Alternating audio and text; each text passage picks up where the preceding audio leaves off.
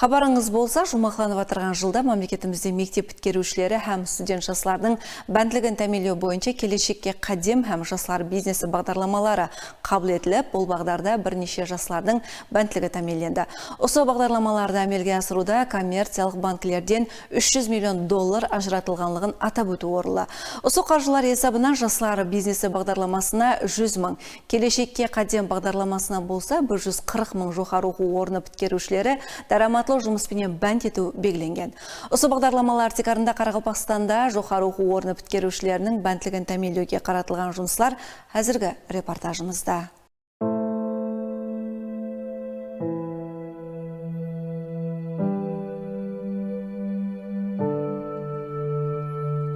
Жаңа Өзбекстан жастар мемлекеті. Сондықтан жастарды қолдап қуатлауға елімізде әтібар жоғары.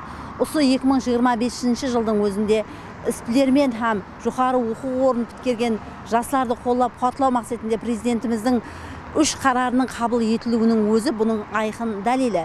Келешекке қадем бұл біткеруші һәм жас іспілермелерді қолдап қуатлаушы бағдарлама. Осы бағдарлама текарында Қарақалпақстанда қанша жас өз іспілермелігін жолға қойды. Егер салларға әтібар қарататығын болсақ, осы жылдың өзінде 456 жас өз іспілермелік басламаларын жолға қойып, олар үшін 12 миллиардтан астам қаржы ажыратылған.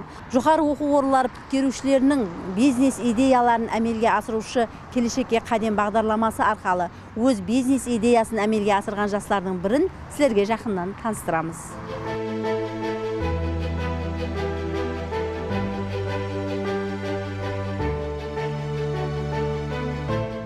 Бұл жоба біз жастар үшін жақсы имканият болды. Мен өзім оқуды бітіргенімнен кейін жұмыссыз болдым. Маған жұмыс керек еді, һәм ателье ашу хақында бизнес идеям бар еді. Һәм жастар агентлігіне барып, өзімнің бизнес идеямды айтқанмын, һәм сол жерден маған жеңілдетілген кредит ажыратылған. Һәм сол жеңілдетілген кредит текарында өзімнің осы ательемді ашуға мен саралғанмын. Қазірде осы ательемде 100-ге шамалас оқушы оқып бітірді, һәм һәммесі өздерінің жұмысын давам етіп жатыр, һәм өздері де курс ашқан, оқытып жатырды. Бұл жас іспілермен өзін-өзі бәнд етіп және 2 жасты жұмыслы етті. Ең ітібарлысы тігушілікке қызыққан бірнеше жастар осы өнер сырларын үйреніп, өмірде өз орнын иеледі.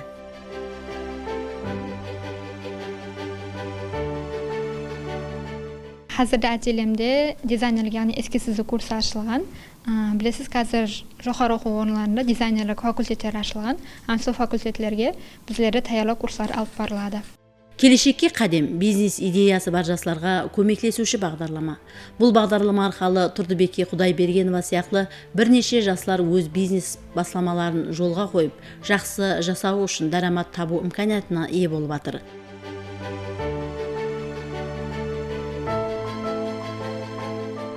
Осы бағдарламаны әмелге асыруда президентіміздің жоғары оқу орындары біткерушілерінің жұмысқа жайласуына көмектесу бойынша қосымша ләждар хақында қарары текарғы құқық хүйжет есептелінеді. Келешекке қадем бағдарламасы хақиқатында да жастардың іспілермелік жойбарларын қолдап қуатлайды.